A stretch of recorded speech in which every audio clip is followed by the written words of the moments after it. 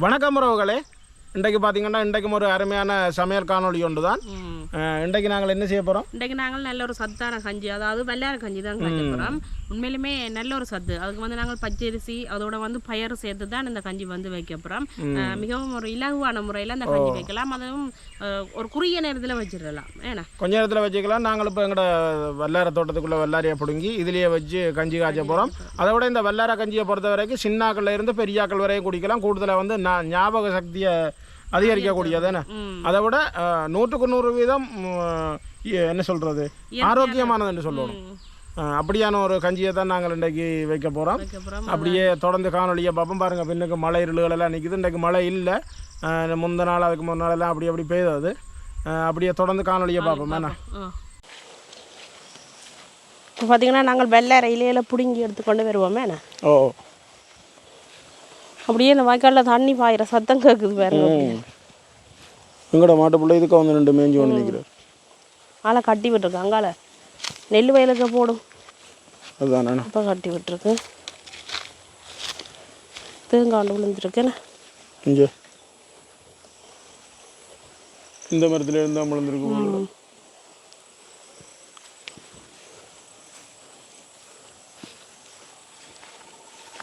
நேற்று பிடிங்கிற இடத்துக்கே வந்துட்டேன். ஓ, இதில் கொஞ்சம் பெரிய இலைகள் இருக்குது. இதுக்கு வந்து தண்டாக தேவையில்லை. அப்போ நாங்கள் அப்படி தண்டை முறிச்சே பிடிங்கி கொள்வோம்.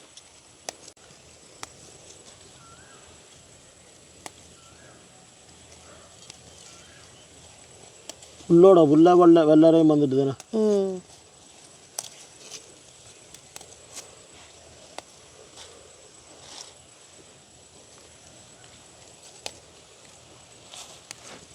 மற்றது அங்காலையெல்லாம் நிறைய நிற்குது. அந்த கமுகுகள் அந்த மரத்துக்கள் எல்லாம் நிறைய இது நிற்குது வெள்ளாறு. அதுக்கு ஃபுல்லாகவே வெள்ளாறு தான் நிற்குது. அதுக்கு கொஞ்சம் சின்ன முள்ளும் இருக்குது. அதில் வெள்ளாரோட சேர்ந்த முள்ளுகள் புல்லுகள் எல்லாம் சேர்ந்து வளர்ந்துட்டு.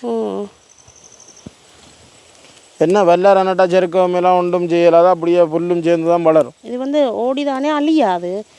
கொஞ்சம் அந்த வெயில் காலத்தில் இல்லாமல் இருக்கும். மழை வந்த கையோட உடனே தழைச்சு கொண்டு வந்துடுது.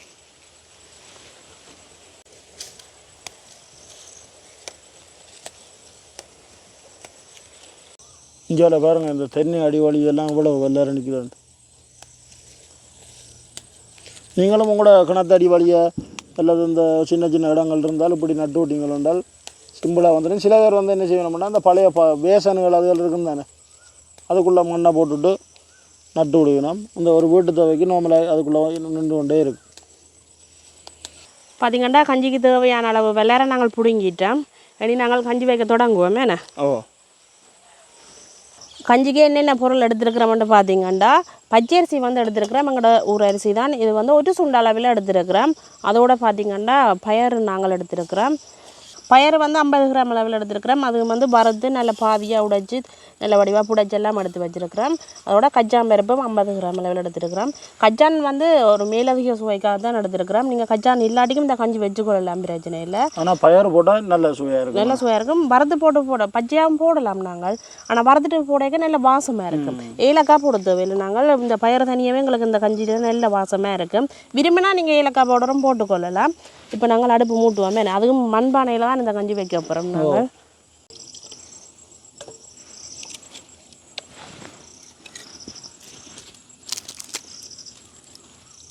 இப்படி இந்த சின்ன சின்ன சிராபுரம்ல அடுப்பு எரியும். மற்ற அடுப்பு மூட்டுறதுக்கு சுகம்.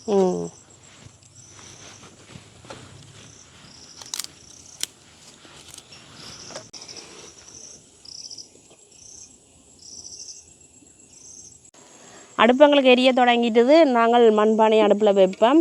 இப்போ வந்து ஒரு சுண்ட அரிசிக்கு அளவாக நாங்கள் தண்ணி விடுவோம். நல்லா அதை விட கஞ்சி என்றபடியே நாங்கள் கொஞ்சம் கூடுதலாக தான் தண்ணி விட வேணும். மண்பானை என்றபடியே எங்களுக்கு கொஞ்சம் சூடு பிடிக்கிறதுக்கு கொஞ்சம் நேரம் இல்லை. அப்போ வந்து தண்ணி வந்து கொதிக்கட்டுக்கும். கொதிச்ச அப்புறம் அரிசி போட்டு எங்களுக்கு வேகமாக அவிஞ்சிடும். அப்போ வந்து இப்படியே மூடி விடுவோம். தண்ணி நல்லா கொதிக்கட்டுக்கும். எங்களுக்கு வந்து தண்ணி கொதிக்கிற கடையில் நாங்கள் என்ன செய்ய போகிறோம் என்றால் வெள்ளாரையை நல்ல வடிவாக கழுவி போட்டு அரைச்சி கொண்டு வருவோம்.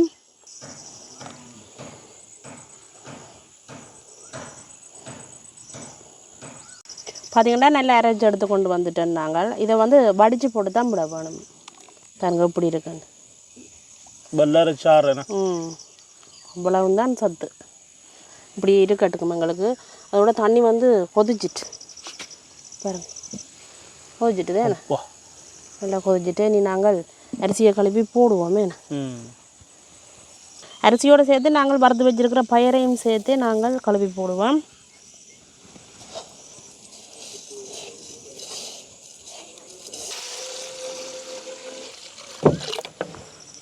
நல்ல வடிவாக நாங்கள் இப்படியே கழுவி எடுப்போம். இப்போ பார்த்திங்கன்னா அரிசியை வந்து அரிசியும் பயரும் 2 தரம் வடிவாக கழுவி எடுத்துட்டோம். இப்போ நாங்கள் அரிசியை போடுவோம். அதோட கச்சான் வந்து நாங்கள் வறுத்து வச்சுருக்கிறபடியே இப்போ கூடையில் பச்சை கச்சானண்டா நீங்கள் இந்த பருவத்திலேயே போட்டுக்கொள்ளலாம். பொங்கல் பானைக்கு அரிசி போடுற மாதிரி எனக்கு ஒரு ஞாபகம் வருது. இது பொங்கல் அரிசி தான், பச்சை அரிசி, எங்களோட ஊர் அரிசி இது. அதோட இப்போ நாங்கள் பொங்கலுக்கு பயரும் சேர்க்கிறோம். நாங்கள்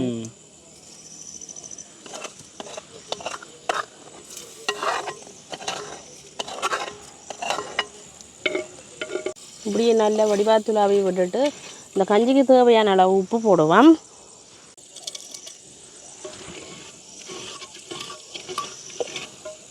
இப்படியே மூடி விடுவோம். அரிசி எங்களுக்கு பயரும் அரிசி நல்லா அவியட்டுக்கும். இப்போ நாங்கள் ஒருக்கா திறந்து பார்ப்போம். சோறு ஆகிடுது. ஆனால் தண்ணி வந்து கணக்காக வந்துட்டு விட்ட தண்ணி அளவாக இருக்குது.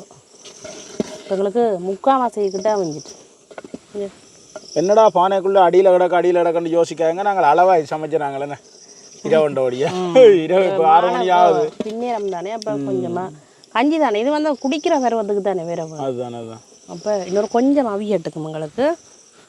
கரைஞ்சா தான் நல்லா இருக்கும் கஞ்சி. இப்போ பார்த்திங்கன்னா எங்களுக்கு நல்லா அவிஞ்சொண்டு வந்துட்டு தானே.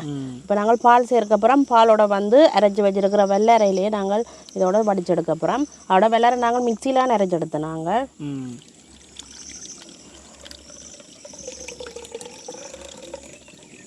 பாலம் வந்து நல்லா கட்டியாக புளிஞ்சு எடுத்து வச்சுருக்கோம். அப்போ தான் நல்ல டேஸ்ட்டாக இருக்கும் கஞ்சி. இப்படி சாறு விழுகுதுண்டே. அதுதான்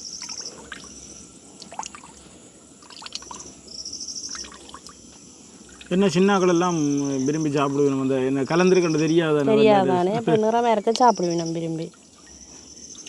இப்படி இந்த சக்கையாக இருந்தால் சில நேரம் வாய்க்க நாங்கள் குடிக்க வேறு இருந்தானே. அப்போ அதை குடிச்சு கொள்ள மாட்டேனோம். இப்போ இந்த சக்கையில் ஒன்றும் இல்லை, நல்லா அரைச்சிட்டு இருந்தானே, அரைச்சி நாங்கள் சாறு எடுத்துகிட்டு இருந்தோம். இப்போ இதில் ஒன்றும் இல்லை, இது நாங்களுக்கு தேவையில்லை.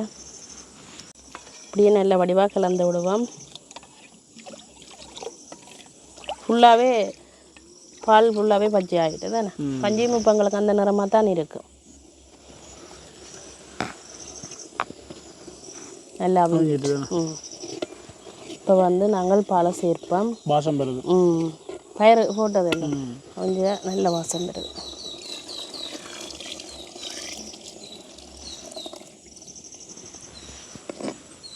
அப்படியே நல்ல வடிவாக நாங்கள் ஆற்றி விடணும்.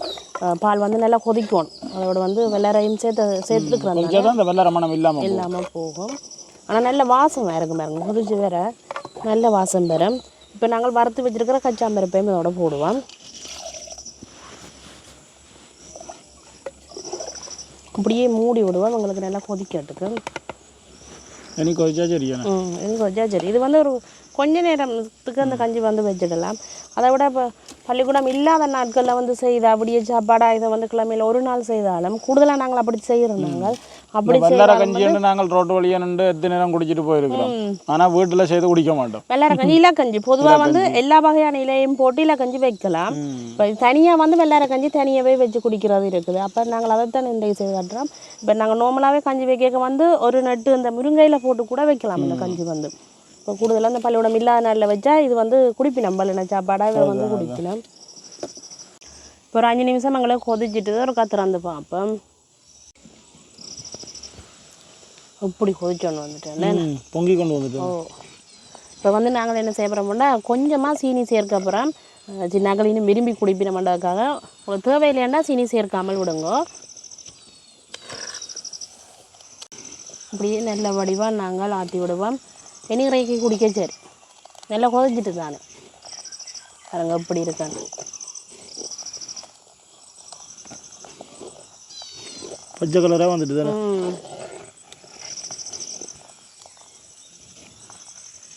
இனி நாங்கள் இறாக்குவோமே என்ன. நல்லா கொதிச்சுட்டு.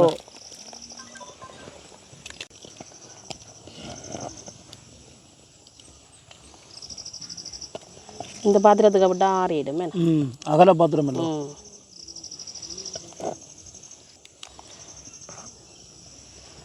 இந்த கச்சானெல்லாம் இப்படி குடிக்க கடிபடும் இல்லை, அது வந்து நல்லா இருக்குமா. இப்போ நாங்கள் குடிச்சு பார்ப்போம் வேணா. நேரமும் போய்கொண்டிருக்கு, பொழுதுபடுது. அதோட மண் சட்டியில் தான் எடுத்துக்கிறோம். மண் சட்டினா சுடாது லேசில்.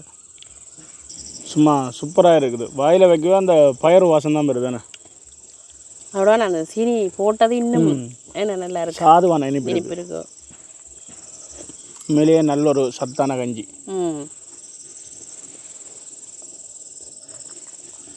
நல்ல சுவையாக இருக்கும். இப்படி குடிக்கணும், கிழமைக்கு இருக்கா குடிக்கணும். உண்மையிலேயே இன்றைக்கு ஒரு அருமையான ஒரு சத்தான கஞ்சின்னு தான் சொல்லணும். என்னத்தை சமைச்சு எப்படி சாப்பிட்டாலும் இப்படியான ஒரு சாப்பாடு கிடைக்கல, அது ஒரு அமிர்தம் மாதிரி தான் இருக்கும் வேணா. இரண்டாவது நடுக நாங்கள் இருந்தாலும் அதை நடுக செய்து சாப்பிட்றோம் இல்லை. அதை விட இதில் தான் மற்ற சாப்பாடுகளை விட இப்படியான சாப்பாடில் நல்ல ஆரோக்கியம் இருக்குது. இதில் வந்து பெரும்பாலும் நாங்கள் எண்ணெய் பாவிக்க இல்லை. ஏன்னா கூடுதலாக இது வந்து இப்போ நாங்கள் இலகுவாகவே செய்து கொள்ளலாம். இப்போ கடையில் போய்த்தான் இந்த பொருட்கள் வாங்கணும் இல்லை. நாளாக நாங்கள் பாவிக்கிற பொருள் அதை விட வெள்ளாரை இருந்தால் சரி. இன்றைக்கு இதில் வந்து எதுவுமே கடையில் வேண்டியில்லை. வீட்டை இருந்த கச்சான், வீட்டை இருந்த பயறு, வீட்டை இருந்த அரிசி எல்லாமே இந்த கடையில் வேண்ட சிலவுன்றது இன்றைக்கு சைவரன்னு தான் சொல்லணும். மேலே உண்மையிலேயே இன்றைக்கு ஒரு அருமையான ஒரு காணொளி, நல்ல ஒரு சத்தான காணொளி. இதோட இந்த காணொலியை முடிப்போம். நன்றி, வணக்கம்.